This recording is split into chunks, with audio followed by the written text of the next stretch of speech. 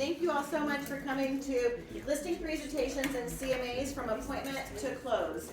So right now, especially in today's market, it's very hard to keep a deal together. I don't know if y'all are experiencing that as well, but the more we know, the better we can help from start to finish in this process and actually help it get to the closing table. I am Jocelyn Deal. It's always awkward and weird, like, you know, giving a humble brag about yourself. So I just copied and pasted from the website. If anybody wants to read about me, like, I don't know if anybody wants to, I guess. Okay, anyway. Jocelyn Deal is a four-time icon agent in eXp Realty, a national certified club wealth coach. So I coach nationally. I've got clients across the nation that I teach all about real estate, especially team leaders, teaching them how to run a team. I'm a host of an Emmy Award nominated TV show, The American Dream, in Selling Indianapolis, and Greg was actually one of my features. So I featured one of his $2 million builds, so that was awesome. And I'm the CEO and team leader of Elite Icon Team. Once again, I did not write this. Years ago, she set out to create an ideal environment for real estate agents, one in which their individual dreams were recognized and fulfilled. With Elite Icon Team, I have realized that vision is crafting a truly collaborative, empowering real estate team. In addition to mentoring, leading, and building the team, Jocelyn also works tirelessly to deliver top results for her clients as she endeavors to provide them the best and simplest experience they can have in their real estate transactions. I'm also certified in nearly every form of residential real estate, working on my certification in commercial real estate as well, because why not, right? So let's see, from luxury to senior living to workplace relocation and everything in between. Jocelyn holds a bachelor's degree in telecommunications from Indiana University. She lives in Indianapolis, Indiana with her husband and daughters. That wasn't awkward at all, was it? No. Okay. All right, next. Uh-oh. Did some of it not come up? No? Are we missing pictures? Is it because we're not connected to Wi-Fi? Let me turn my hotspot. The one, I mean, you can. They have public Wi-Fi here, or you can turn on your hotspot. Either will work. That's weird why it showed the one picture but not the others.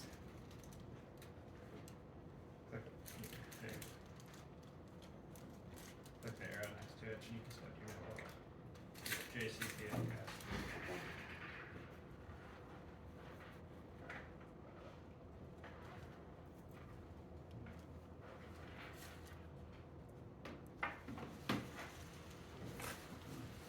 There we go. Great. Okay, so table of contents today.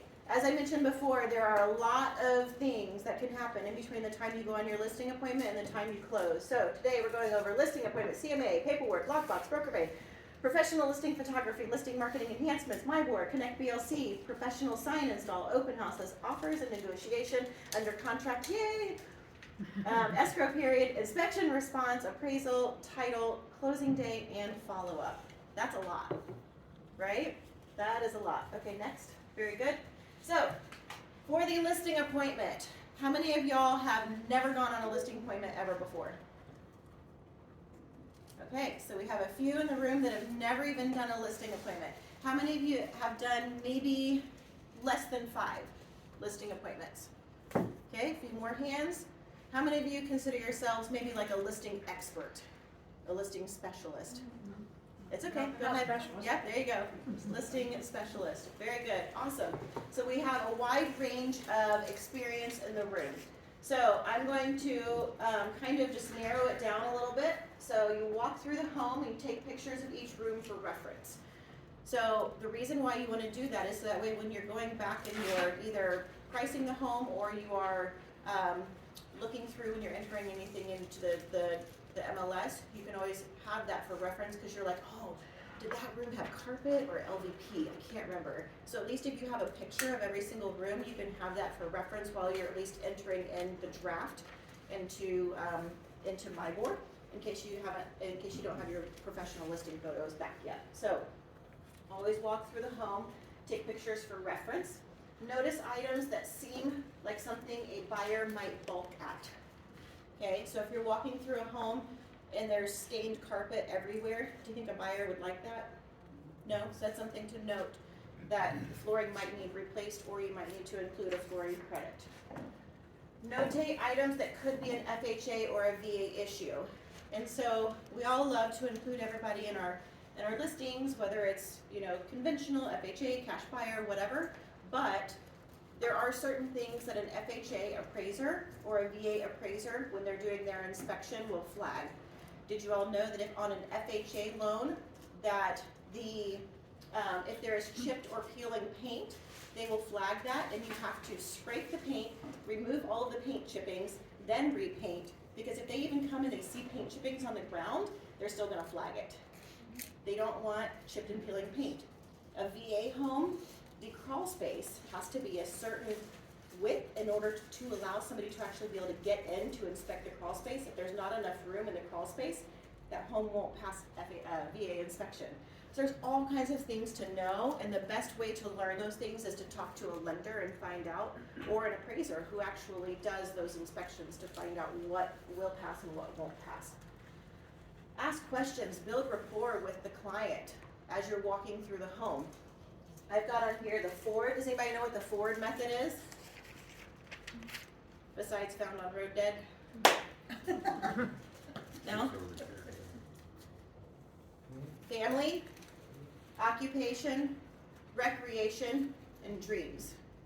So if you're going through the home and talking with them about all those things, you can kind of start to get a picture of who they are, what's important to them within their family structure, within their home, and then also what might be important for their next home as well. And then I put in here, instead of writing it all out, but www. Anybody have a guess what that is?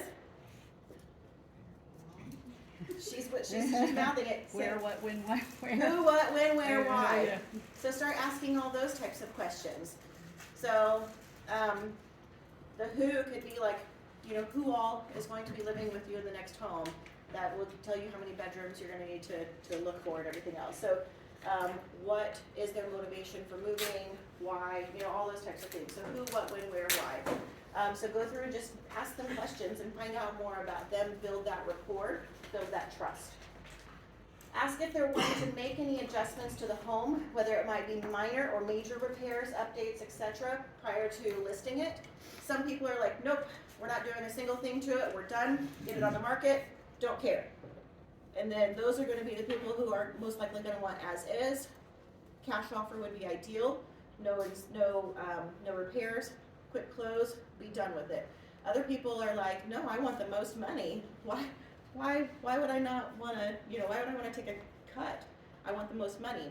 And so it was funny, I actually went on a listing appointment last week with one of our agents on our team. It was his first one that he had ever done, and that was one of the questions I asked the seller. It's like, oh, so it sounds like the most amount of money is important to you in this situation. He's like, yeah, who wouldn't want the most amount of money? So, well, you'd be surprised. There's a lot of people who just want the convenience. So is it convenience or max amount of money? If they want the max amount of money, then let them know as you're going through the home, do this, do that. Good reminder, silence your cell phones. You're good. It's work, I understand. So, so then you can go through and say, okay, well, we're gonna want to replace this flooring prior to listing it. No buyers. Today's buyers do not want to walk into a home and have to do anything. Back in the day, your buyers knew that they would have to go in and replace flooring and paint. Today's buyers don't even want to lift a paintbrush. They want it to be the exact color that they want it to be, and if it's not, they don't want that house. Today's buyers are used to HGTV. They want a move-in ready home that they do not have to lift a finger for. Also, today's buyers don't have additional cash just sitting around that they have the ability to do those things with. So knowing their motivation and knowing what they're willing to do prior to listing is very important.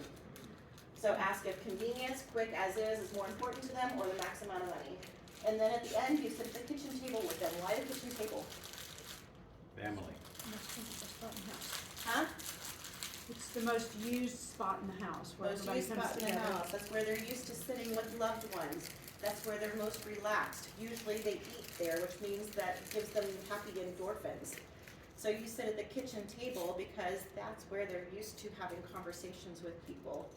So it relaxes them a little bit more. So sit at the kitchen table to go over the listing presentation, price, and paperwork. questions on that part of the actual appointment? Okay. Ooh, that's a lot. All right, CMA.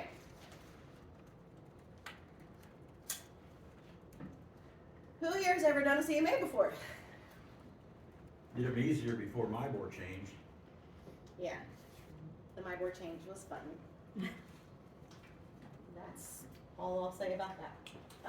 So anyway, so CMA stands for Comparative Market Analysis. So you have your subject property, and then you want to compare it to like properties. You want to think like an appraiser thinks, because the appraiser is ultimately the person who has the final say in what the price is. The seller can say the price that they want for it. The buyer can say the price they're willing to pay for it, but at the end, it's the appraiser who determines what the actual price of the home is. So you want to think like an appraiser when you're doing your CMA. So you want to look for active, pending, and sold homes within the last 6 months, near the subject property or in the same subdivision or school district, a like home. So if you're looking at a single-story home, compare it to a single-story home. If you're looking at a home with a basement, compare it to homes with basements. If you're looking at a two-story home, compare it to two-story home. If it has acreage, compare it to acreage. So in that way you can get a better idea of a very similar type of home. They want it to be as similar as possible. Condition also matters. They do not want you to compare an updated home to a home that needs a full renovation. That just doesn't make sense. So look at pictures and then compare apples to apples. All right. If similar home but active on the market a long time, so if it's been on the market for, let's say, 180 days, right? Then obviously there's something wrong with that, why it's still on the market, and price is usually the issue. So if you found a similar home and you see that price but it's still active on the market, then you know that yours needs to be priced less than that in order for it to be competitive and have a better chance of going faster. Sold homes carry more weight than active and pending homes, as we do not know the final price of active and pending homes. So you could have a home that's on the market for $330, but you have no clue that they actually have it under contract for $300. You don't know what it's actually going to close for if it's active and pending. So those two are unknowns, and so they like it to be sold homes. Show the homeowner pictures of the most similar homes and ask them how they feel their home compares to that home. So when I'm in my listing appointment, I bring up my comps and I actually scroll through the pictures right there with them. And I say, okay, so here's this home, let's look at the pictures. How do you feel your home compares to this home? Okay, you think that this home is better than your home? Okay, so we know that this home was listed for $600,000 or sold for $600,000, so we know yours will be less than that. Okay, let's look at this home. Let's scroll through the pictures. How do you feel your home compares to this one? Oh, your home is better than this one. This one was listed or sold for $550. Okay, so we know your home is going to be more than $550. So then you actually compare it apples to apples and see where the home should be priced based on what the comparables were listed and sold for. And you do want to take into consideration what it was actually listed for and then what it sold for, because that will tell you a lot as well. So based on this, you felt your home was overall better than this one, but not as good as this one, so therefore our price should be in between these two. Based on this, what do you feel you should list the home for? You ask them, because you don't want to be in a position to where they're like, well, you told me my home could sell for this. You told me this. Okay, well, no, the market told you that. I didn't tell you that. The market told you that, and guess what? The market changes often, sometimes daily. And so you don't want to get yourself in a situation to where you're telling them what the price should be. So you want to be able to have them tell you what the price should be based on the data that you supplied them based on actual market specifics. Does that make sense to everybody? Thoughts, comments, questions on that? Yeah. I have questions. I don't know if we're allowed to ask questions. Okay. These are getting a little bit more detailed, but one, when I'm doing comps and can't find a good one in the subdivision, I pull out. Yep. How far do I pull out? That's my first question. Yeah. Second question, why do we care about pending? Because we don't know what the close price is. And then third, this is just, what is everyone using to run CMAs? I use what we have in Connect, which don't like. Yeah. I've tried RPR, and I don't want to pay for anything. Yeah. So those are my questions. Okay, so the first question was, if you can't find any homes that are similar enough to yours to be able to come up with a price, how far out do you go? How far do you differentiate from the specifics of that house? So you also want to compare square footage too. So if you need to broaden your square footage a little bit, if you need to compare it with 3 bedrooms instead of 4 bedrooms, like 3 bedrooms with a loft compared to 4 bedrooms, that might be a similar thing. If it's more rural, you're going to have to go out further as far as distance goes. And you might even have to expand beyond, expand beyond that 6-month time frame. So you might have to take it to 9 months. You might have to take it to a year, but then take into account what has happened within that last year. So those are all things that you want to start as narrow as possible when you're doing your analysis. And then as you find that you can't find homes that are a good comp, then you start broadening those areas to be able to pull 1 or 2 from here or there. And then you, like, if you have to explain yourself to the appraiser, then you just simply let them know, like, I could not find in the last 6 months, but I did find in the last 9 months. And the market did not change much in the last 9 months to warrant me not being able to use this as a comp. So, and you never know, the home might sit on the market for 3 months anyway, and then your 6-month comp is now a 9-month comp. So, okay, did that answer that a little bit? Yeah, if though you have to pull out, like I've heard, like appraisers will pull out maybe 3 miles from Yeah. the subject property. Yes. Is that? So long as it's still within the same school district, or if you take into account, let's say you're right on the border of a different school district and this school district is significantly better than this school district, so long as you take account into the pricing, if you see that this school district for the exact same home, the homes are $30,000 more, then you take that into account. So you can broaden it out so long as you know, like, okay, this home may have been an Arbor Homes neighborhood as where this home may have been a Dries Homes neighborhood. Obviously, there's a little bit difference there too. So you gotta take all that into consideration. So if you know your market, if you know your areas, then obviously that's gonna help come into play when it comes to pricing things out. And then as far as like a good CMA, I love RPR, but not the web version, the app version. And then I do also use, Connect BLC, and then I can do the summary. So I'll take the link and I'll share the link of all the homes that were a match, and then I'll take the summary of it too, and I'll have the 2 so they can see all the data, but then also have the link that has the pictures to it too. So, and if you have a good CRM, a lot of times your CRM can do it for you. And then there's another new one that just came out where all you have to do is click a button and then it creates a CMA for you. I think, is that a new feature in Connect BLC, or is that? In Connect BLC, where the little tax record is, you pull up the property report, right beside it, there's a comparable there, and it'll pull. Is that pretty There's an accurate? algorithm, and it's pretty accurate. Okay, It gives you 3 price points, okay, like $1 per square footage, and index pricing, so you kind of figure it's right in between somewhere in there, it's close. okay. So where is this? Is this if you click in the property and you do the property report? Like, or- you're gonna do the property report and the tax record, the little globe on the upper right with the little line through it, and you pull up your property report for taxes and see if it's a flood zone and is the legal description right and all that. On that same tab to the right, there'll be a thing that says comparables. You can touch it there. Well, and you can That's just see a it, secondary way. Yeah, no, I don't trust yeah. it as my whole way. you can use that as a fail-safe, or, Yes. as a, that's Or the easy even button. to see where they're pulling their comparisons from. Right.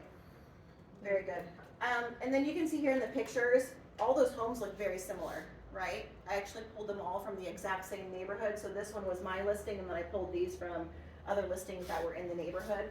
So you can see that they're very similar in how they look, and then now it's just a matter of what the pictures actually look like and the details of the inside of the home. So they were all from the same neighborhood though. Okay, next. So then you do the paperwork, right? So now you're sitting at that kitchen table, you're doing the paperwork with them there, or if you prefer to send it to them digitally afterwards and have them e-sign it electronically, then you can do that too. So it's really a matter of personal preference. And so you do your listing presentation, whether that's in, some people just bring their laptop and they have it on their laptop. Some people have a paper version of their listing presentation. Some people just speak, and that's their presentation. So it just depends on what your personal preference is, and we can always dive into more of that as a follow-up if y'all want to. We just don't have time for that today. Of course, we already did the comps, so you go over the comps with them. If you have a seller questionnaire, then you can find out all the details that you're going to need to put onto the MLS. You're going to find out what their desired list date is, what date their home will be ready for pictures by, and a lot of the other like specifics that you need to know, HOA information. Just there's so much. One listing, it took me 5 hours to enter all the data into my board because it had never been in the system before. And so all of that data, you have to pull it from somewhere. And so if you have a seller questionnaire, then at least you can have a lot of that information on that sheet right there. And then you use the seller's disclosure to gather other information. You use the tax records to gather other information. The seller net sheet will also tell the seller how much they're going to net at the end of the day. So it gives examples of like, okay, so we're listing it for this price. If you get an offer for this price, here's what your net will be, and so on and so forth. Seller's disclosure, lead-based paint disclosure if the home was built prior to 1978. Listing agreement, and then any brokerage specific documents and disclosures that your brokerage requires. Questions on that one? Okay. Lockbox, yay, lovely lockbox. Who uses a combo lockbox? Okay, who uses one of the new fancy schmancy Bluetooth lockboxes? Okay, very good. Who uses no lockbox? Okay. You know who uses no lockbox? For sale by owners. Yeah. They are the lockbox. Okay, so lockbox, you can do a Bluetooth, like our new fancy little master lock that we have there, or you can use a combo. If you use a Bluetooth, then it's more secure, and you can see who has access to the home and when, and it's harder for the agent to give out the code. We're not supposed to do that, but some people do. So you want to make sure to hedge against that. And so if you're using something like this, where it's a timed code, where it's only available during that specific window of time, then they can't come back to the home at like 6 p.m., when their showing time was at 3 or something. So it helps protect your client. It also helps protect your client's home. And then it also protects you too, because you don't want to be held responsible for if anybody breaks back in later and steals anything. So I actually have a client that I'm working with now who has previously had their home on the market a year or so ago, and they had it listed for $1.7 million. And they don't know how this happened, but I can tell you how it happened right here. They had a showing.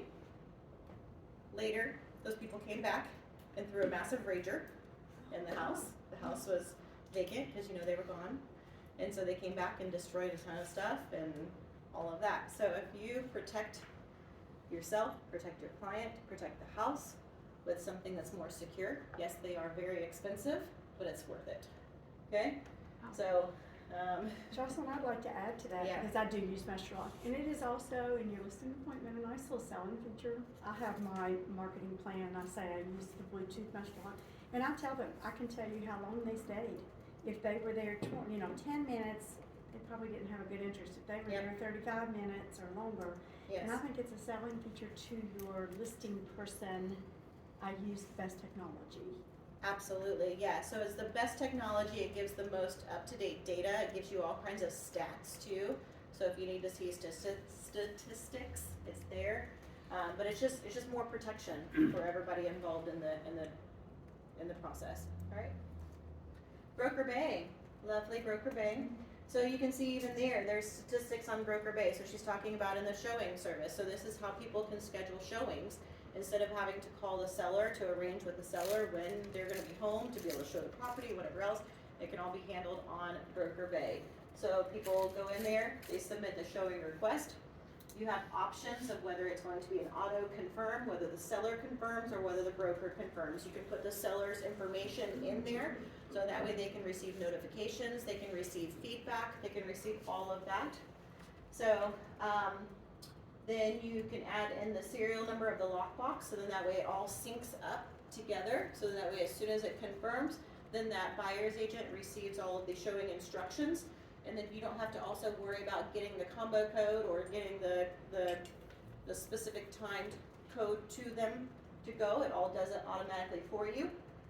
And then you can choose one at a time showings or overlapping appointments. So be careful, because I didn't realize there was a little button that says allow overlapping appointments, and I didn't click that on my most recent listing, and I had people be like, I can't get access, you've got highest and best and I can't get in. I'm like, what are you talking about? It's go and show. And they're like, no, it's not. And I'm like, or it was go and show, but it wasn't overlapping appointments. So I was like, so I had to hurry and go in and fix that. But it's really neat that you can do that. So, okay. Professional listing photography. Beth, you're on deck. Okay, so what percentage of buyers start their home buying journey by looking online at listing photos first? 100%. Yep. Did y'all hear that? Photos matter. Professional listing photos matter. Do you see the difference? Look at the professional photo, look at the photo that somebody took with their phone. Can I give you an example? I had a listing, and it wasn't a really expensive house, $100,000, and so I took the pictures myself. Didn't get any response. Hired Beth to come and take pictures. Started getting all kinds of appointments. Yeah, it makes a difference. People are very, very, very visual. If you don't have good pictures, they're not going to think that the home is for them, so they're not even going to get in the door. Your number one objective when you're listing a home is to get people in the door. If you don't shell out the money to pay a professional photographer to have them come and take beautiful professional photos, then you are doing your client a disservice. And then, That's another professional feature that I'll say a listing and I Absolutely. only do professional. yes, it is crucial. It is crucial to getting people in the door. And then, which will then, when you have more people in the door, what's likelier to happen? More offers. A potential of more offers. More offers means what? Driving the price up of the home. So by you not shelling out the $150, $200 for listing photos, then you're potentially costing your client thousands of dollars, which also affects your commissions too. I'm sorry, your what is the new phrase we're using? Professional services fees. Right?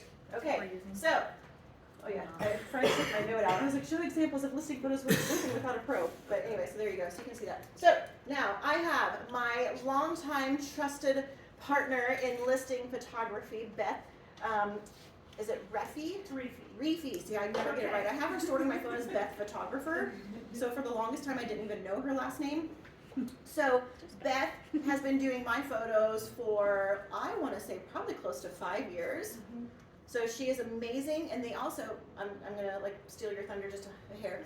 They also have, whenever you have luxury listings, they also have a special luxury package as well that really, really, really gives you lots of more. So Beth, I'm gonna hand you the microphone here. Beth actually brought all the drinks for us today. And I'm the one that forgot the cups, but it's okay. Okay, so I'm Beth Reefy with Dream Home Media. I have been doing photography for listings for 15 years. So I passed around a guide that you could give to your client that is just kind of it's not comprehensive, but you can definitely give them that. And so with Dream Home Media, we have photography that we offer standard, and then we do have a luxury package. We want to be a one-stop shop for all of your needs. So we also offer aerials, we offer twilights, we offer property videos, we have Matterport, which is a 3D imaging, and you can go through the house. We offer floor plans with measurements. You can do that. Excuse me. We also offer marketing kits, and basically that's just to house everything that you order. So it's all in one place. You can take that link, and once it's active, you can take that link and put it in the interactive URL. and it has everything there. It has your photos, videos. It also, you can kind of brand it, so you can put your photo, your logo. You can customize it. It has different kind of music. It has different templates. You can do all that, and you can share it with your clients. Just a little about myself with what I can offer you. All of my photography I have professionally edited. I don't try to edit myself. It looks way better. The editing company makes me look a lot better. But, so they do all that. I do next day turnaround. So if I shoot for you on a Tuesday, you will have it Wednesday morning. Floor plans could be afternoon, maybe next day, but most of the time it's next day. Really, that's about all. I'm not going to take a lot of time. You can look at this. Do you have, my name is right there, so if you want to do photography or anything like that, you can get a hold of me. Yes? How far out are you normally here? That was the other thing I did. When she called me up, I was going to put that on here.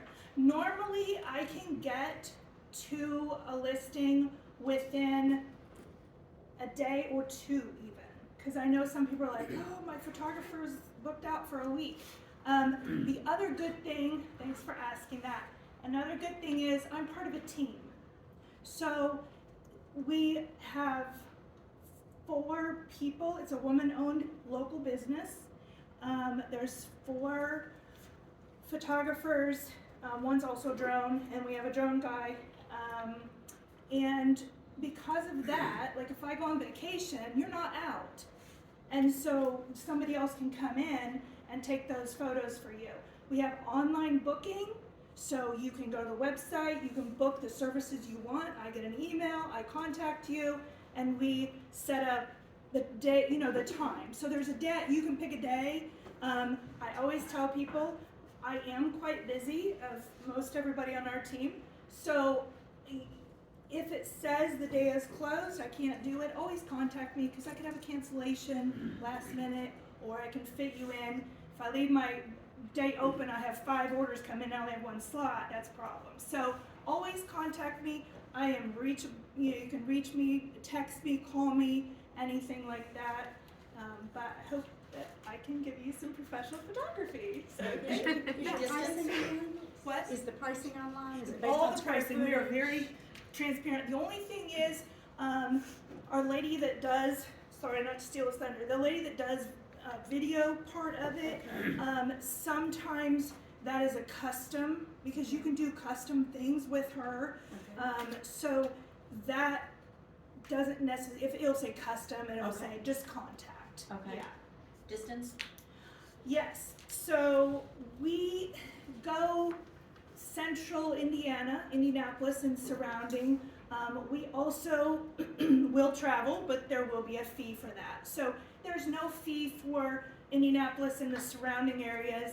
I was up in, Anderson, and I was up, so we go a lot of places, but there could be a travel fee if it is further out. And timing on that would be better to know, because sometimes I can't get way far out, like Seymour or something, until maybe 2 or 3 days out.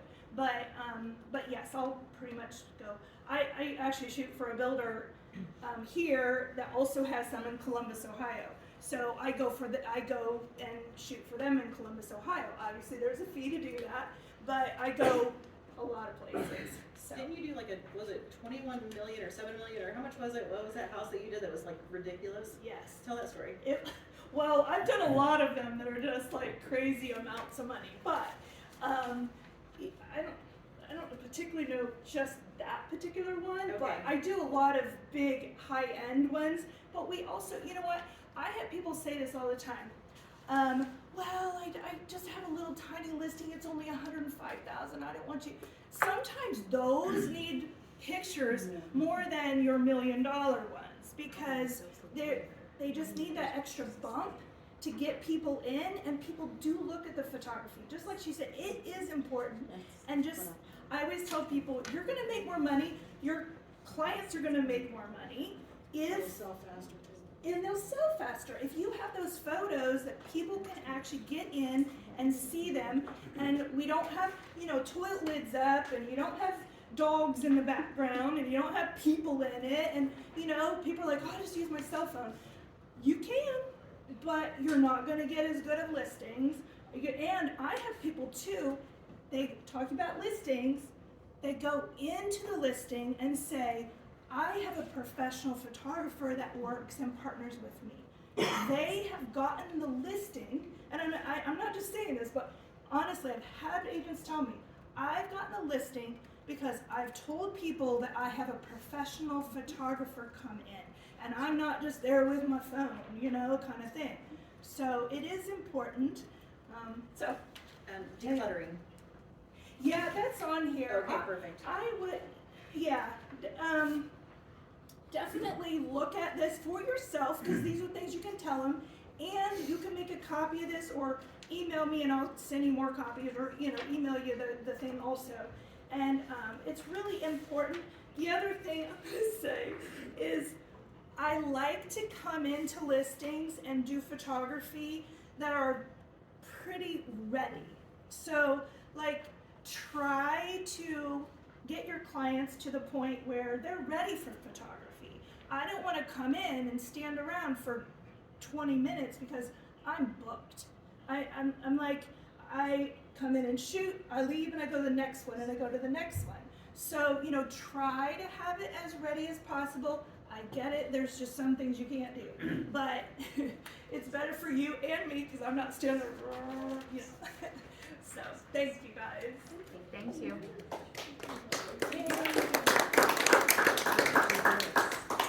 Anybody have any other questions for Beth? No? Okay, very good. Thank you, Beth, so much. Thank you.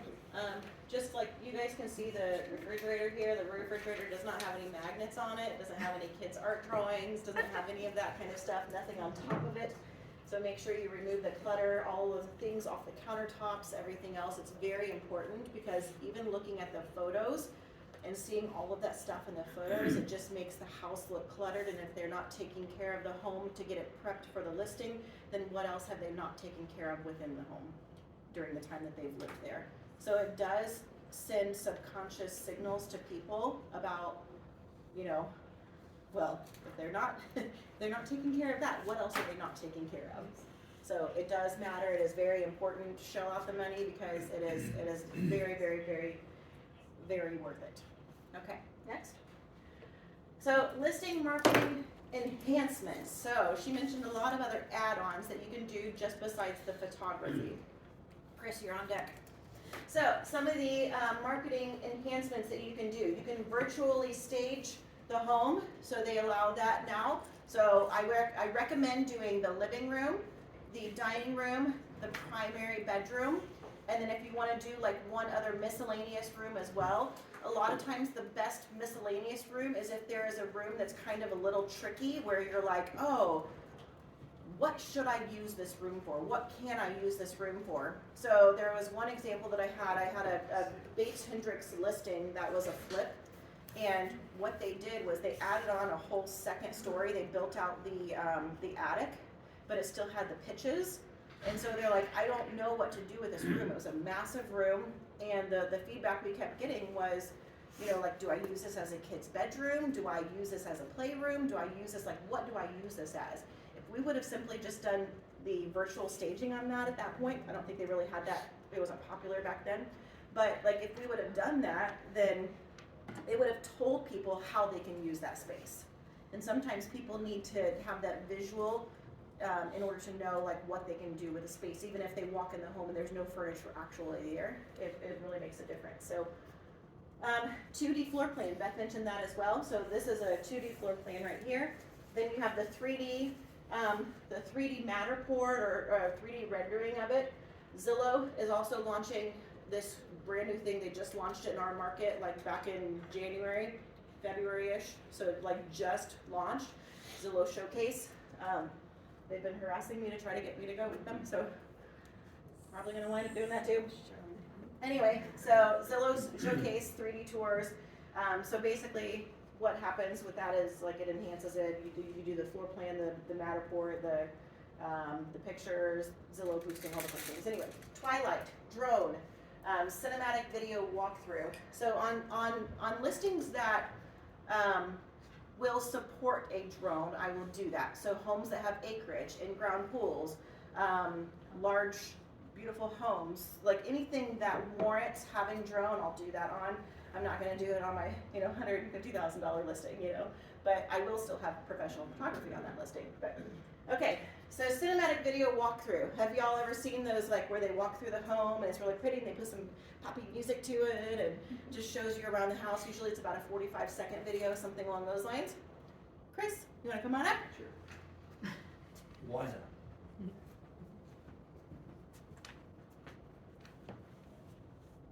Okay, there you go. Again, I'm Chris Anderson. I own Elevate Media Group. It's like Beth, we kind of do the opposite. We focus all on video, whereas we also incorporate photos as well. And I just had some numbers to share with everybody. Excuse my sinus, nasally voice here. I usually have a much better radio voice, but not today.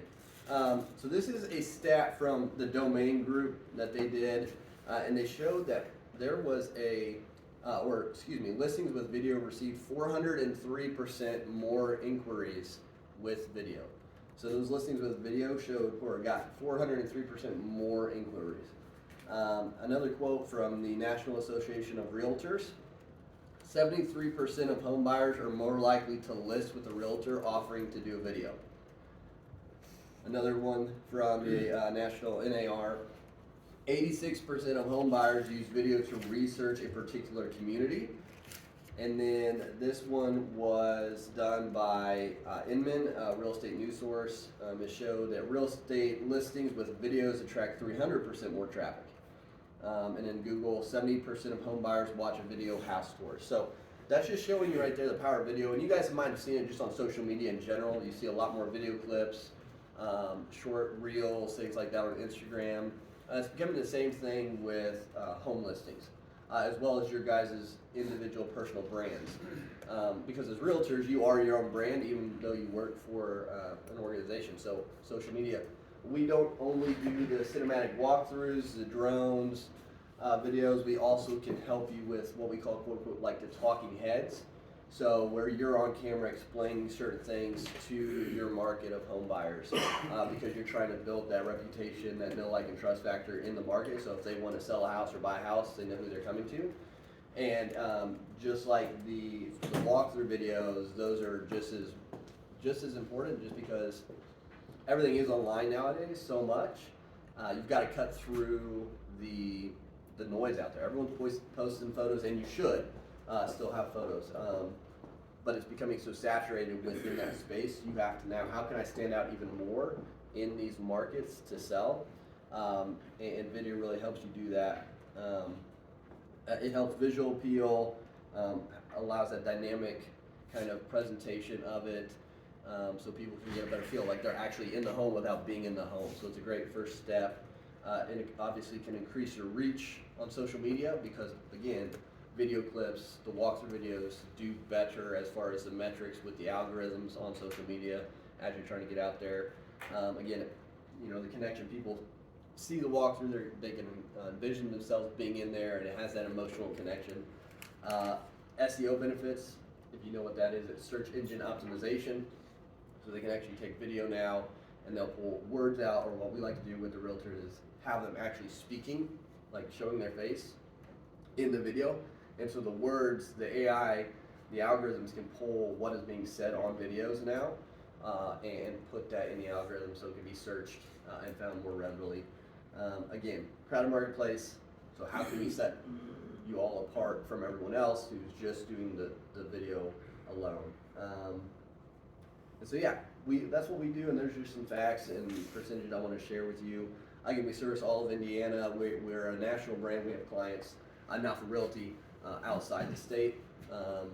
But yeah, if you guys are interested in hearing more, I'll love to chat with you. I have my cards I can give those who are interested. But I mean, whoever you go with, I always push to do video. It doesn't have to be us. Obviously, we love that, but just do video. It's going to set you apart. And it's where everything is going in the future more and more. So, Any questions for Chris? how's that? So if you do like a 45-second listing video tour, or how long are yours? Are they 45 Yeah, seconds? yeah, usually under a minute. Okay, about what's the pricing look like for that?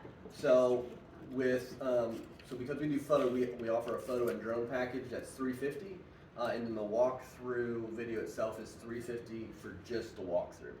If you package it together, we do a deal with that. You get a discount as well. Also do a discount if you do multiple homes. So say you know your average is 10 per month or something. I don't know crazy numbers, but we'll do a discount even more on top. Say I want to pay for 10 homes, and then we'll just knock them out as they come. So Which has given more engagement for your customers, a vertically shot video or a horizontally shot? Can you ask louder? Which has provided more engagement for your customers, a vertically shot video or a horizontally shot one? yeah, so vertical versus horizontal. We love in the film industry horizontal. It's the thing, like bring back horizontal because that's just kind of how the natural thing is. Vertical is going to do better because it's going to fit the reels, the YouTube shorts, things like that. It's just going to fit it better, and we do both. So we come and shoot the horizontal, but you'll also get a vertical reel as well to put anywhere. So if you utilize YouTube, you can technically post the horizontal on the reels, on the shorts, and you'll have the black space. And if I mean, for whatever reason you don't want to use the vertical, we can also put like a kind of like a background that's like blurred to make it not just be black. So vertical does better because it just fits the screen better, but you get both. So. What's your turnaround time? Usually, I always say give my guys about a week at least, Okay. but it can be quicker than that. So you talked about having realtor voiceover, and do you have them talking about the house, and do you also have music behind their voice? Yep. Yeah. And So what kind of music? that can be based on like your preference, but our guys, I mean, they do a pretty good job of picking the right tone. We can always change that though if you're like, oh, that's terrible, but they've got a pretty good feel on what song fits that well. And as far as audio, that is something when you do look for video getting done, make sure they know how to do audio correctly, because there are people who do video really good and can get on camera and make it look good, but if they don't understand audio and how to make it sound good, that's where you're going to lose people first versus the video being really cinematic. Audio has to be top priority in that. So definitely ask about that. Make sure that their audio is going to be really good because that'll turn people off first when they're listening. So. Very good. Any other questions for Chris? And like Beth said, and I'm saying that right. Yeah, Beth said, please, if you could, make sure the house is clean and stuff before. We just had one the other day that the team showed up and they're like, we had to clean for 30 minutes, like box stuff up and move stuff. I said, you guys are too nice. So it helps everybody out. You prepare, so. Yeah. Thank you. Yes, thank you. And if you're gonna shell out the money to do a listing video like that, and you're concerned that the clients might not have decluttered or put things away that should be put away, show up 30 minutes early and do that so that way the team doesn't have to do that. So, and Chris's brother-in-law also has an AV company, so if you ever have anybody who needs like a media room put in or audio or anything like that, his brother-in-law is actually the one who did our basement. We have a media room in our basement, and he's the one who came in and did all of that for us. So that's how we met Chris. So, Avis Wire's the name of the company. huh? Avis Wire's the name of it. Avis Wire, what? Avis Wire. Avis Wire? Yeah. Avis Wire, A-V-A-S Wire is his brother-in-law's company. His name is Chase Sparks, which is funny that he has an AV company. His last name is Sparks. Anyway, like my last name's Deal, and I'm in real estate. Okay. All right, very good. Any questions on video or photography before we move on? Nope, okay. Lovely Myborg, Connect BLC, our new best friend as of a year ago, right? Hence my sarcasm. Connect BLC is great in the sense that it is more modern and it has more fun tools and technology, but definitely requires a lot of data entry. So it was funny when I hired Samantha to be my assistant and listing coordinator. And I was like, it took me 5 hours to do my last one. Here you go. And she's like, yay, I love data entry. And I'm like, you're joking, right? And she's like, no, I love it. And I'm like, then here you go. Have fun. So anyway, so you got to input all the data into the MLS. You can actually save it as a draft. So if you know you have the listing coming up and you don't want to be pressed for time, you can start the listing, save it as a draft, add more info in as you get it. So you can have it all prepped and ready to go. So then that way when you're waiting on photos to arrive at 8 a.m. that morning after the photos happen, then you can take those, download those, upload them, and then press submit, and then you can list your listing. So upload pics, upload the seller's disclosure, lead-based paint. If it was before 1978, you can use Chat GPT for listing descriptions, but edit it. You don't want to just Chat GPT it and then put it in there without looking at it. You want to make sure to edit it and make sure it caters to your client's house and your client. Room dimensions. So one thing that you have to do in MyBoard is you have to at least have 2 rooms dimensions. So if the home has never been listed on the market ever before, there are no dimensions at all. If the home has been listed before, you can at least pull the previous listings data from that and kind of supplement with that, but double check the work because the previous realtor may not have put things in correctly, and you don't want to be held responsible for incorrect information that the previous realtor put in.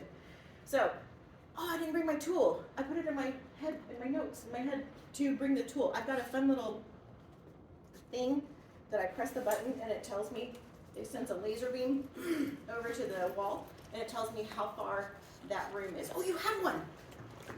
You have one. Look at these. Look at these. It's like you all are realtors or something. So, fun little tools like this. You can find them on Amazon. You can find them at lots of different places. I think. What's it called? Laser measure. Yeah, laser measure. Yeah. Laser measurer. Okay, so you can find them. So they just have like a little laser pointer. Oh, power button. See the laser on the wall over there? See the laser on the wall right here? So it'll tell me that my distance from the wall right there is, oh, error, because I'm too close. But anyway, so it'll tell you how far the distance is. So then that way, sorry, I just shined the laser right in your face. I'm a professional. Yes. This is maybe a weird question, again, forgive me. I have a laser, I bring it with me to all my showings. Yeah. A lot of times the measurements are off. Correct. I don't know if it's because I'm looking at it, which is the first number? Is it length or is it width? Or is there, like, you know, like 14 by 15? What's it supposed to be? Is it length times width or width times length? I think it's up to user discretion. Yeah. So, but yeah, so if you're holding the thing against the wall, usually is the best bet, and then you can select on there usually whether or not you're holding it against the wall, so it accounts for the space that's there, and then it will measure it. But you can look that way and see. But I don't know. Does anybody have a better answer for? Look, oh, that's the one I have. But it's not that one because obviously that's yours. So mine's in my office. I was always told we enter the biggest number first. Biggest number first. 15 by 12. Is that it? Okay. That's what I was. And then if in a bedroom, sorry, if in a bedroom, if the closet juts out a little bit, like you walk in and there's a little bit of wall and then Measure there's the a deeper wall. closet, Yeah. Because the deeper wall. you take the, not the, where the closet is, Right. but, okay. Right? Is that what everybody else would say? The deeper wall? Deeper wall. So bigger number first and deeper wall. There we go. Now let's go change the industry. Okay. Room dimensions. So take your room measurer tool with you because most likely you will not have accurate information even if it was from the previous listing as well. So that way you can have that, take notes of it, and then that way when you're going to actually input the data into your thing, you're like, oh man, I forgot to get the measurements. Gotta go back out there. I've never done that before, right? I'm not speaking from experience. So, and then also, once again, when you have that seller questionnaire, you can get the HOA name, how much the HOA is, the benefits, frequency, all of that kind of stuff, of how often you have to pay the HOA, but you do have to input all that data. So I always choose yes syndicates, so it'll ask you if you want to push the listing out to syndicates. I always say yes, because the more exposure, the better. You want that listing to have the most exposure possible, and so the more places that are housing that listing on their website, the better. So I always say yes syndicates, so it'll ask you if they remove Zillow, so that doesn't say Zillow on there, but Zillow has their ways and they find it, so they put it on there anyway. But it'll ask you like Realtor.com, Homes.com, those type of places, so you say yes to that. You say no to allowing people to comment on it.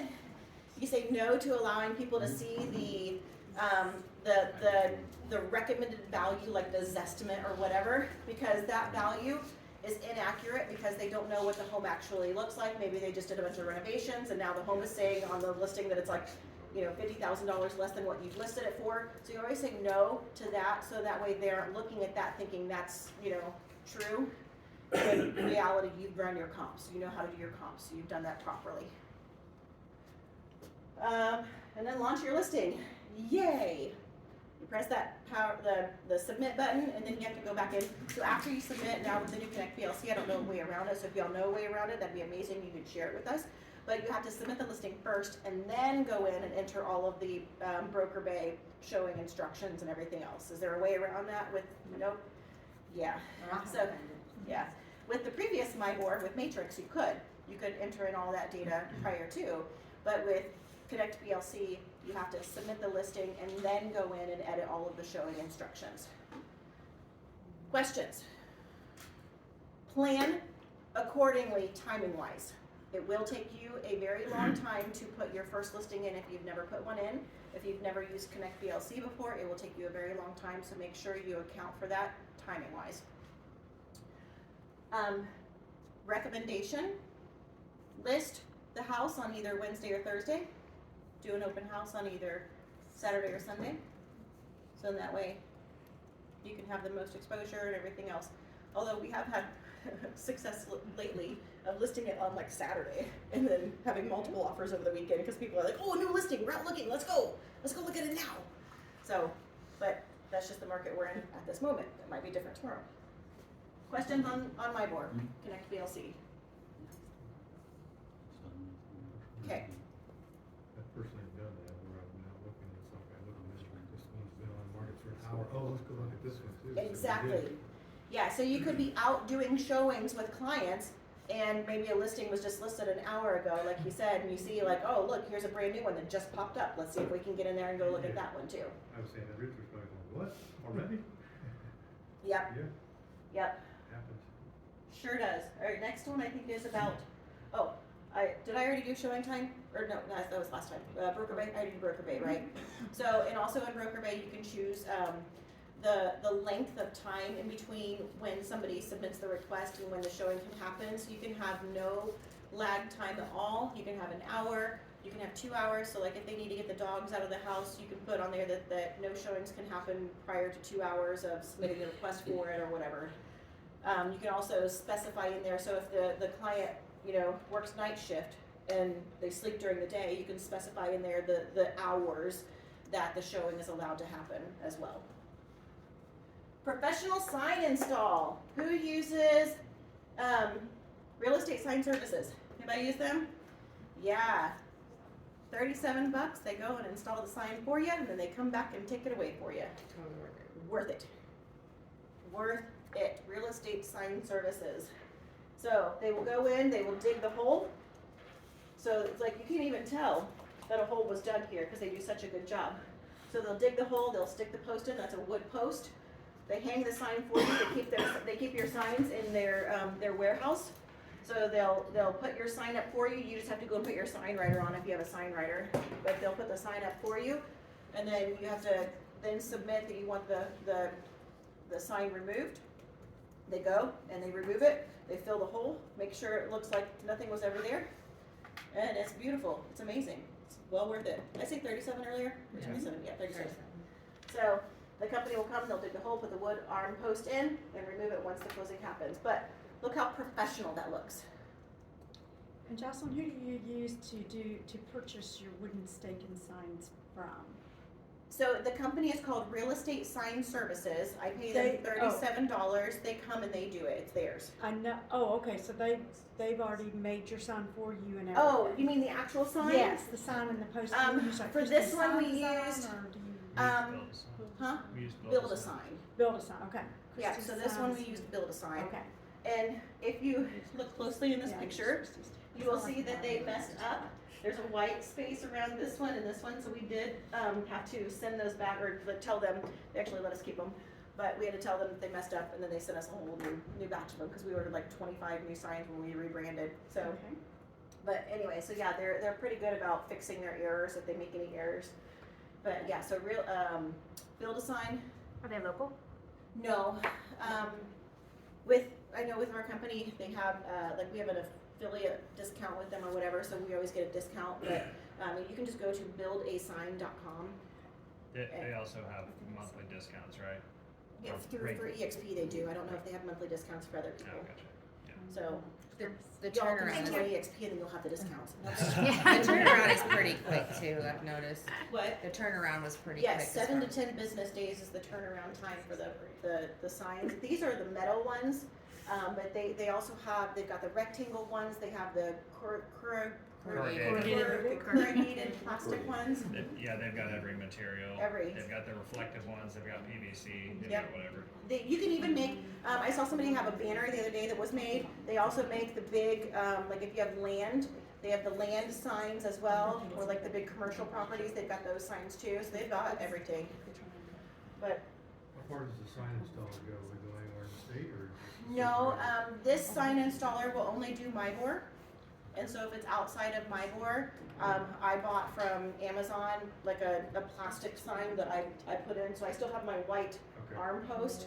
So I've got a listing in Richmond right now that I've got my plastic sign post in at Richmond. I had one in Logansport a little bit ago that I had one up there, so they won't go to those areas. We've got an agent on our team who's down in Bedford. They won't go down there, so we just bought her some of the plastic ones that she's gonna put in herself. But So they keep a supply of your signs? yes, they keep them in their warehouse.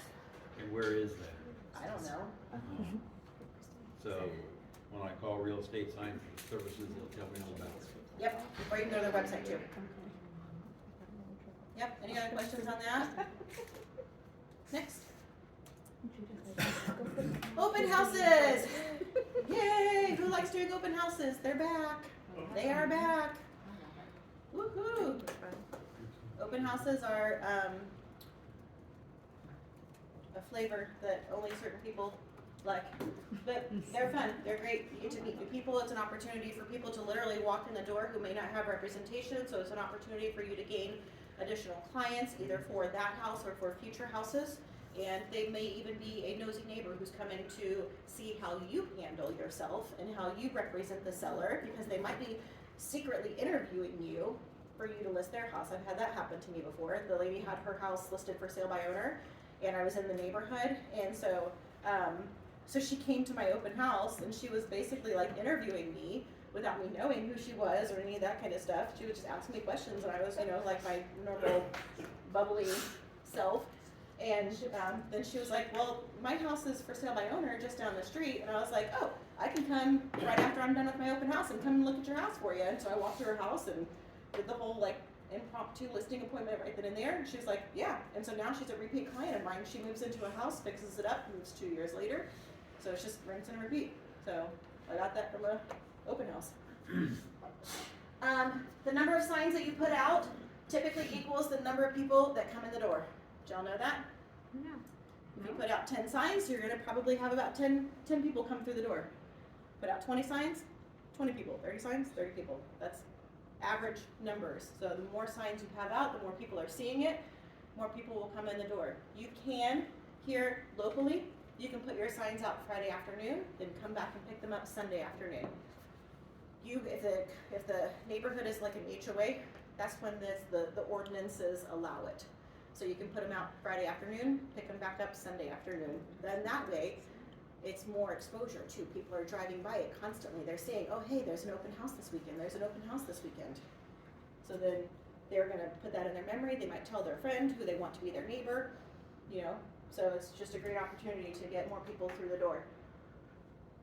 have a sign-in sheet or have an app that allows you to be able to sign them in, and it connects to your CRM automatically. We have an app that we can sign people in for our open houses, and then automatically puts them into our CRM, tags them appropriately, starts sending them all of the, the follow-up campaigns and all that kind of stuff too. So if you have an app that allows that, then that's even better.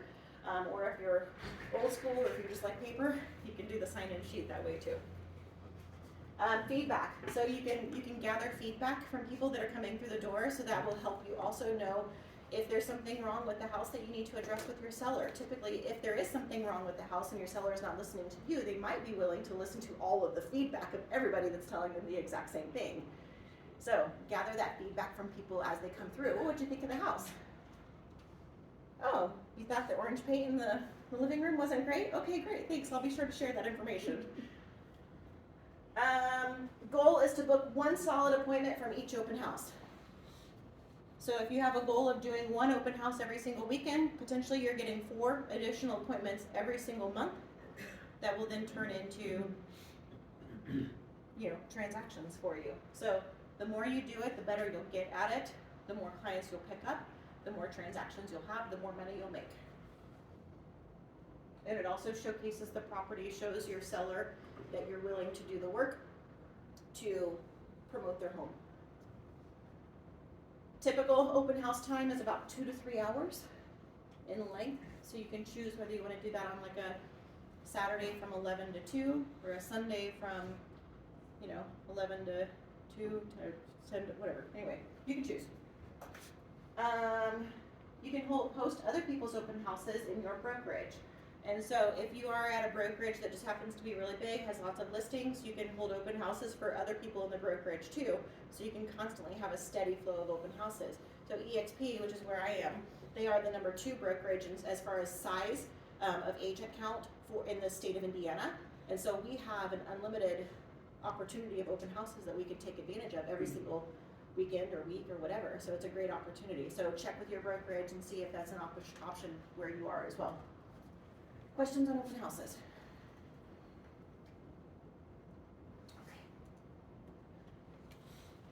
Okay. Offers and negotiation. There's a lot of stuff in here. Okay.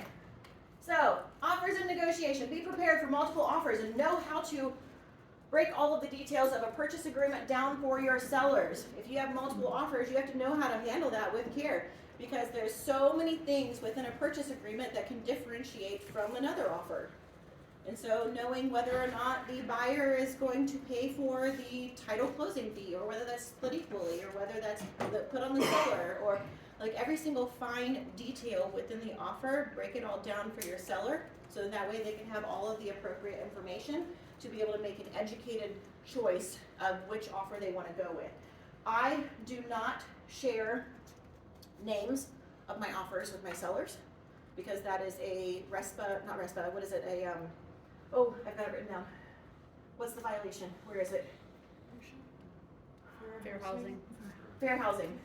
Yep, there we go. Yep. So I don't share specifics of the buyers. We're not allowed to accept love letters anymore. So people used to write love letters to the sellers like, oh, I'm so in love with this house, my family and I would love it. We could picture our kids growing up here. We're not allowed to submit those love letters to our sellers anymore, because it divulges information about the buyer that could wind up being a fair housing issue. So we're just not allowed to do that. I don't disclose the names of my buyer, or not my buyers, the buyers to my sellers, because that could be a fair housing violation as well, because they could choose one offer over another because that person is the same,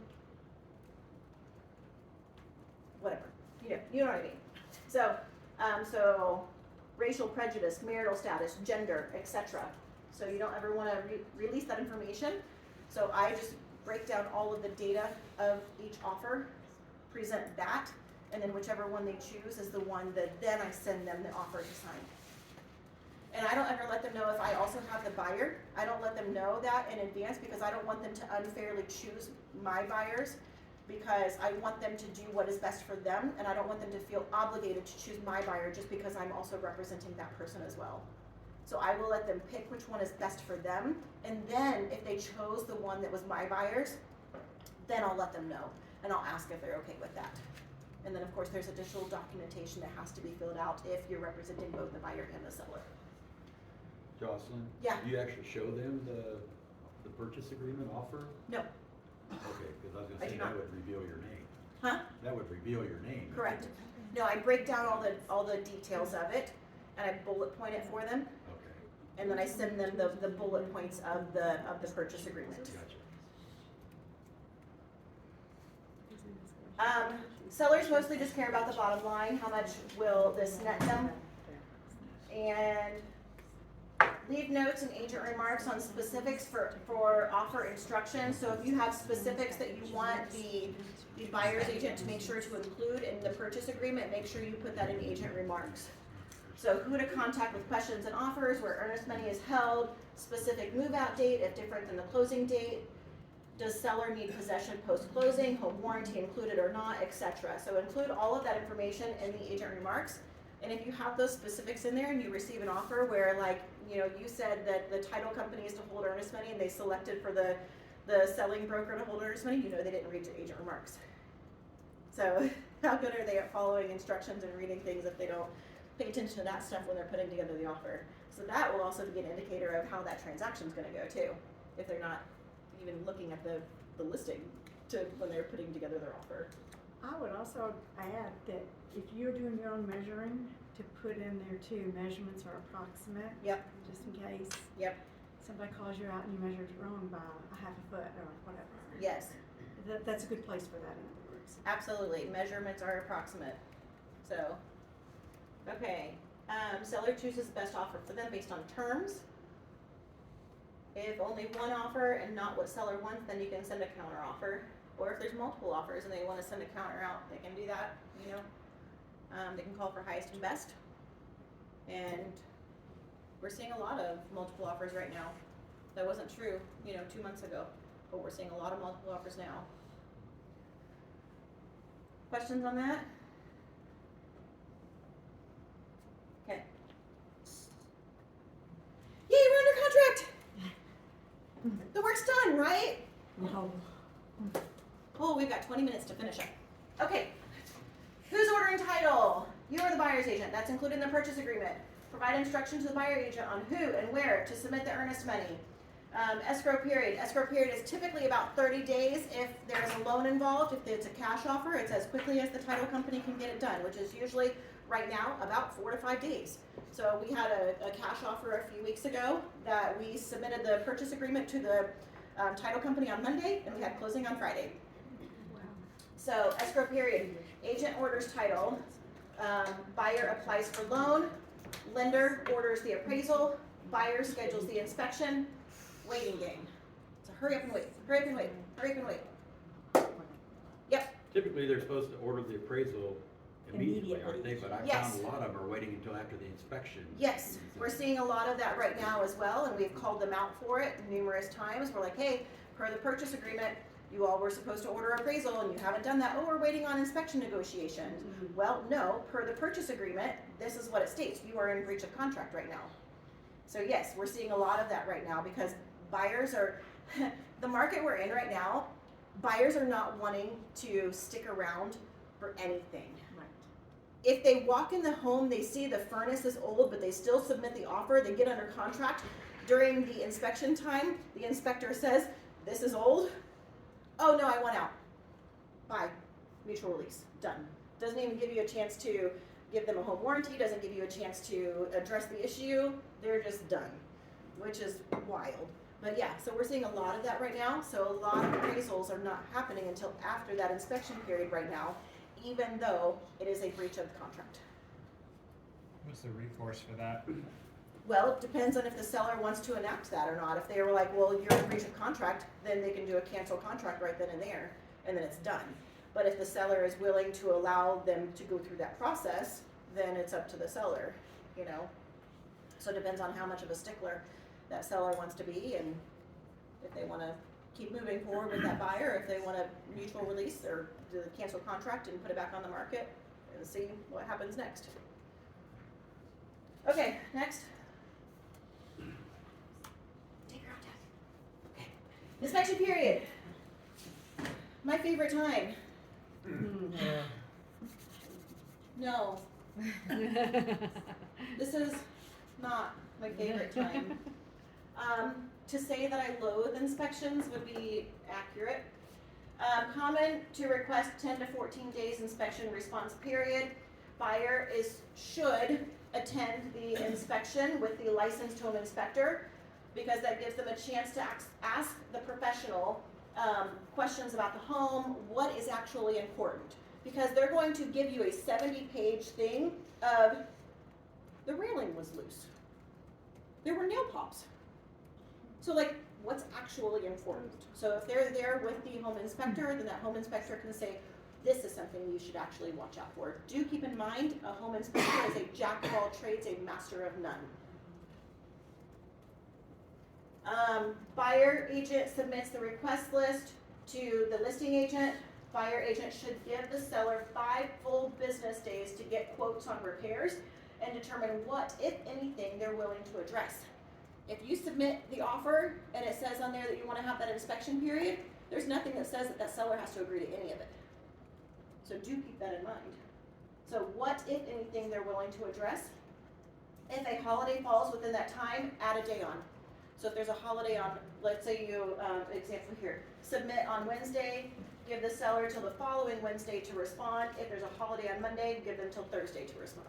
So that'll give them accurate time to do their due diligence and make sure that they have the professional come to give quotes on repairs. List agent puts together a seller inspection response to present back to the buyer. This is your negotiation time. If the seller isn't agreeing to all of the asks. If they are agreeing to all the asks, you just fill out that buyer inspection response, submit it, and you're done. Negotiations ensue until an agreement is made or a mutual release takes place. So right now, the way that they change the laws, the buyer can submit a response, seller can submit a response. If the buyer is not willing to take the seller's response, then they can walk away. But you have to give that opportunity for the sellers to respond. You can't just say, oh, I don't like what's in the inspection, I want out. You have to submit the response, allow the seller to respond, then you can walk away. Repairs need to be completed prior to closing. Dave! Dave is our one-stop shop. Close. Close. Thanks so much. Thank you. Again, I'm Dave Bear with Rapid Heating and Air Solutions, and we're starting up this second division of Rapid Home Service Solutions. So, been working with realtors here in Central Indiana since 1998, and what we really focus on at this time is all of the mechanicals within the home. So, in 1998, 99, I went out and was certified as a home inspector, went through some schooling on that, had agents that pushed me to get involved in that. However, we never really, they didn't want to use me for inspections because they liked our work. So when we go out and start looking at these, I've seen thousands, literally thousands of home inspections. So what we request, realtors, I had one yesterday, she emails me, here's the buyer response, here's the home inspection, can you give me a price on what you guys will work on? So we're not a handyman company, right? Painting, drywall, things like that, are we capable of it? Absolutely. You're gonna get it done, probably much cheaper elsewhere. But what we do take care of is everything mechanical, electrical, plumbing, HVAC, of course. My guys today, now it talks about repairs being completed prior to closing. Today we're doing a furnace replacement on a home in Carmel that was closed a few weeks ago. Check was cut at closing, made out to us. Homeowner, new buyer, calls, has us scheduled. We're in there doing the furnace today. So we're very familiar with the process. When you send us the inspection and the response, usually you can expect within 24 hours I will reach out, or one of our team members will reach out, find out entry access. We are going to want to go and look at it. So a lot of times they're like, well, can't you just price it off the inspection? Sure, your price is gonna be 2 or 3 times higher than what it would be if I go look at it. Anytime I'm looking at a picture, I have no idea what all we're looking at, so we have the CYA factor in there. So within 24 hours, we'll reach out, we'll take a look at the inspection, get some clarifications, find out how we gain access. Do you give us 1-day code? Is there a combo lock on it? Once we're out there, you will see a price back within 24, 48 hours, depending on what it is. Having to research some parts or things like that. Once you have that, we basically step back and allow you guys to do your negotiations. We give line item. Every one of our quotes will say per inspection report, blah, blah, blah, so that it's indicated what was on the buyer response. Once you've reached your negotiations, then you let us know what items are accepted or what are wanting to be done, who's paying for it, is it being done pre-closing, what's the closing date? So a lot of times people want to pay out of closing, right? So if we're doing, let's say, an entire HVAC system, we're gonna cover that material up front and all that. So we'll try to do it, you know, if you're gonna close on the 1st, we'll try to do it the last week of the month so that we're not out that equipment and cash flow for an extended period of time. It's no problem to do paid at closing. One thing that we like about working with real estate agents and title companies is, in all of my years, I've never not been paid, not for a single job. What we found is homes can't close if we don't get paid. So, it's been a huge benefit as far as that goes. So, like I say, everything, if it's in a house, you know, really I'm a ground up guy, so that, you know, you may have some questions or they're stating this or that. We've done some warranty work for home inspectors. Used to get into structural, jacking houses, fixing sill plates. I mean, if it's in a home, we can pretty much do it, right? We choose to stick with the mechanicals and things like that because what we found is there's so many, you know, handymen and things like that out there. I resent the term handyman. We are an authorized Bryant dealer, so we supply Bryant heating, air conditioning equipment. Some fun facts. A lot of times on your buyer response, they'll say licensed electrician to repair. Only in Indianapolis is there such a thing, right? Plumbing is the only statewide license, okay? Every surrounding county outside of Marion County has 0 trade license requirements. So there's no such thing as a licensed HVAC contractor in Johnson County. We do hold a Class A unlimited license for Marion County, but there are no trade license outside of Marion County. So a lot of times wording is important, you know. Well, what's your license? Well, I don't know. Maybe, I mean, you're as licensed as I am in Johnson County. You know, so these are important things that happen frequently on those, because we do a lot of work up in Carmel and Hamilton County, and obviously down here in Johnson County. And you know, I've pulled plenty of electrical permits in Carmel. What they really want your $50. You know, it's so qualified is probably the more proper term to put on most of your things. So that's any questions?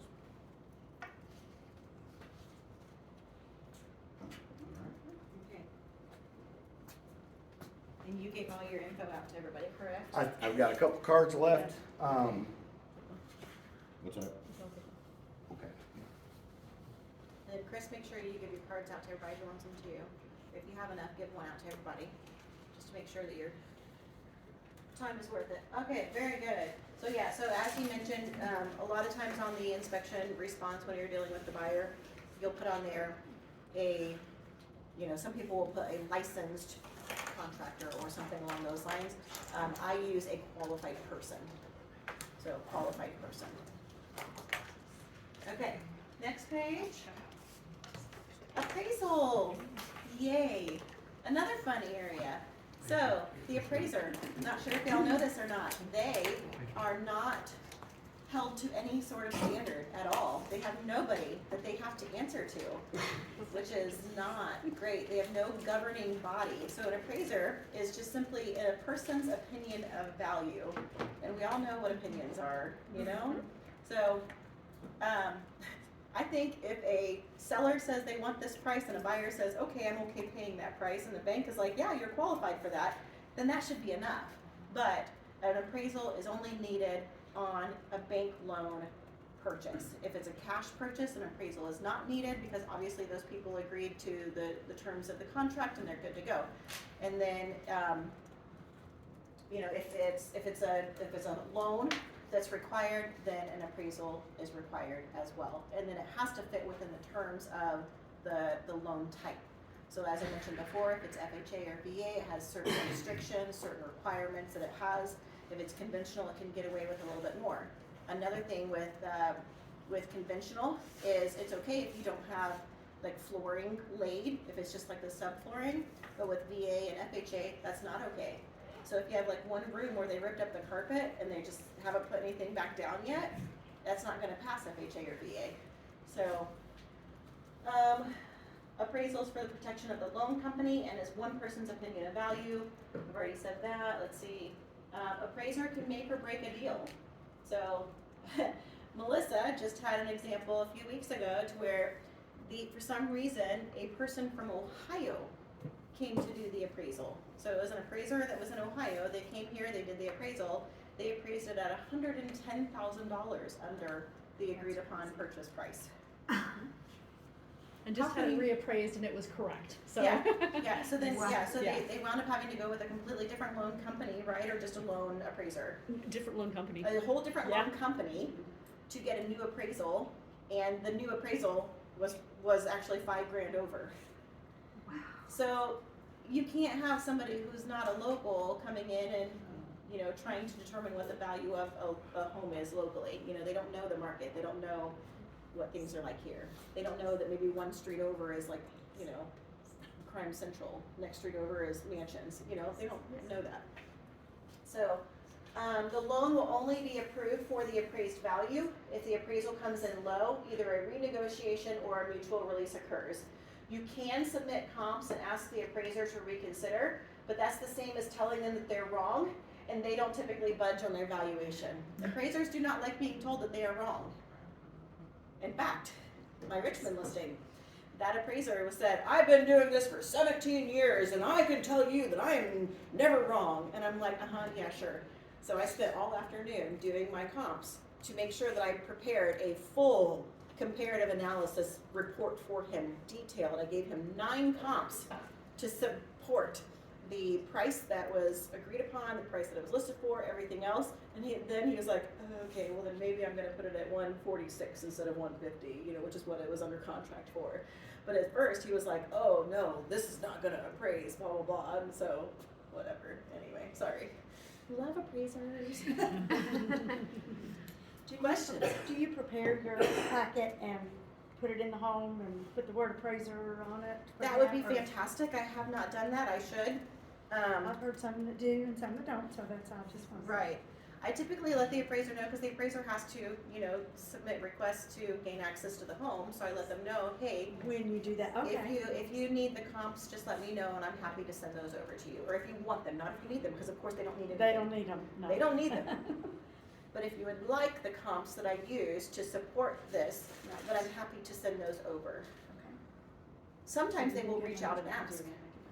So sometimes they'll reach out and say, hey, I need the comps from you, from the buyer's agent, from the lender, whoever else, to have all of them sent over to you. So sometimes they'll do that, just to see where your mind was and how you priced it, how you assessed it. And sometimes they ignore that too.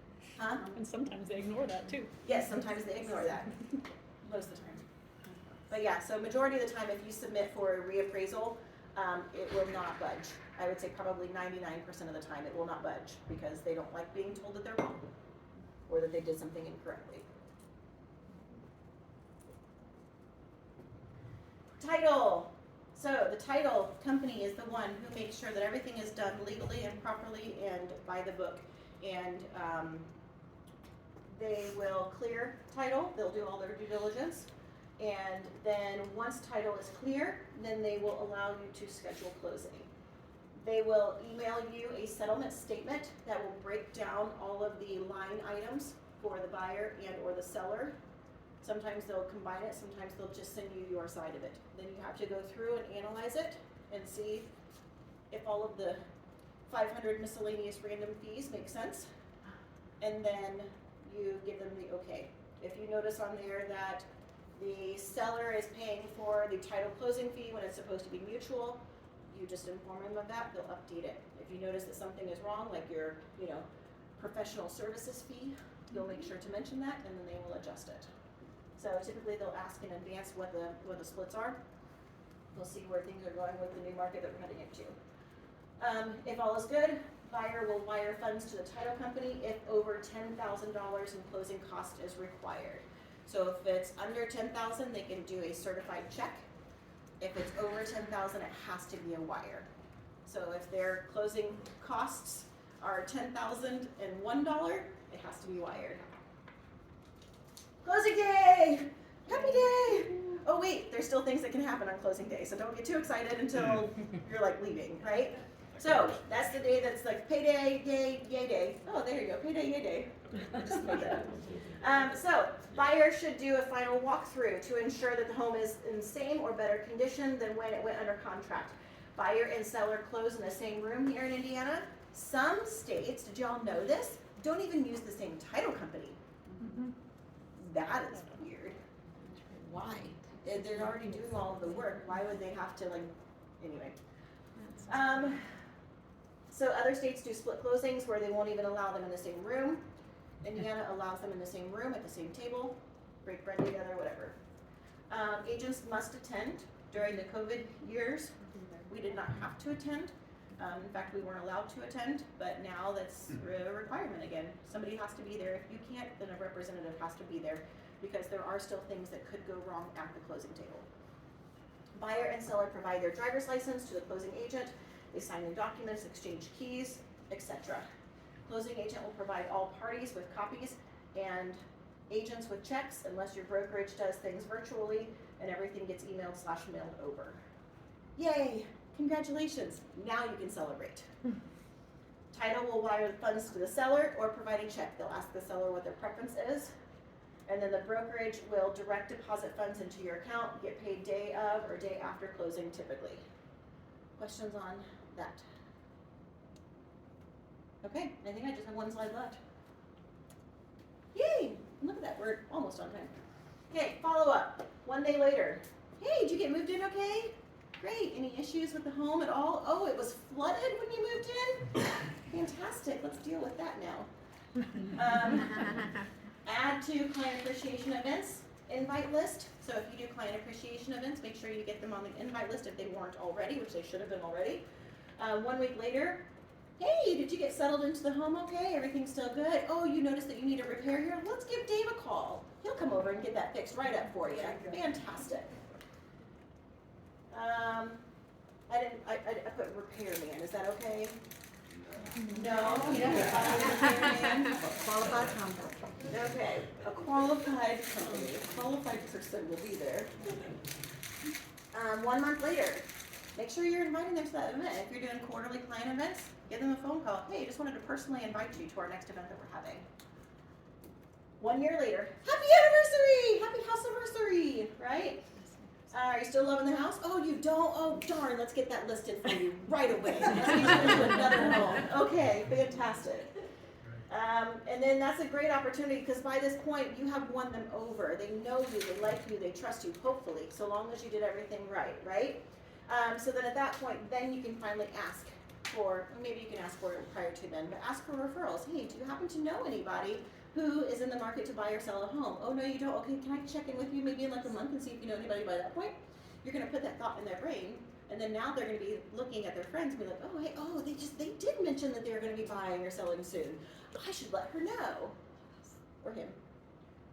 Okay, and then on the 1 year anniversary, this is also a great opportunity to send them the updated price of their home, the updated valuation. Average price increases for Indiana is about 3% year over year, on average. During the COVID year, it's like 36%, right? So you can send them their updated valuation. Hey, you bought your house at $200,000, it's now worth $206,000. Congratulations. Oh, investing in real estate too. That's a great thing to reach out to them about too, because they, this is a great option to provide them in lieu of stocks. So a lot of people are wanting to get out of the stock market. So real estate, they can start investing in real estate as their retirement plan.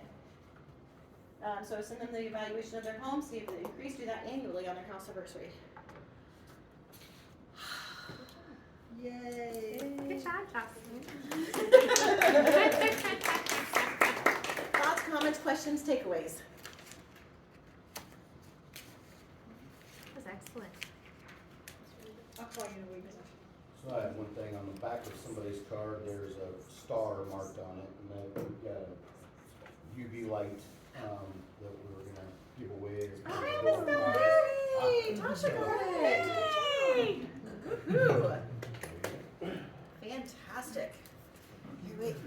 I think, here, I'm gonna steal this so everybody can be on camera. Hey, everybody wave, say hello, hello, hello. Yay, hi, woohoo. Good job for showing up for yourselves, everybody. So, okay, anybody else? Thoughts, comments, questions, takeaways? Do you wanna stop the video recording now and then we can see if anybody has any? What were your biggest takeaways?